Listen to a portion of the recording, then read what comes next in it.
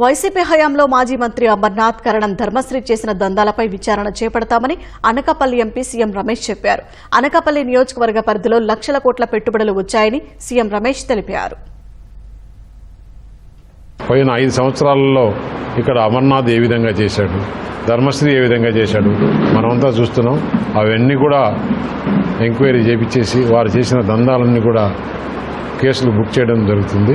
Entire parliament కాన్స్టిట్యున్సీలో ఏ యాక్టివిటీలో కానీ చిన్న విషయంలో కూడా ఉంటే కూడా మీరు చూపిస్తే మీడియాను తీసుకెళ్లి అందరం సాక్షిగా తీసుకెళ్లి చూపించడానికి దేనికైనా సిద్ధమని చెప్పేసి మరొక్కసారి వారికి ఛాలెంజ్ చేయడం జరుగుతుంది. మొట్టమొదటి రోజు పార్లమెంటు స్టార్ట్ అయితేనే స్టార్ క్వశ్చన్ మన అనకాపల్లి స్కూల్స్ గురించి, పాఠశాలల గురించి వచ్చింది. లాటరీలో మనకు రావడం నిజంగా అనకాపల్లి అదృష్టం.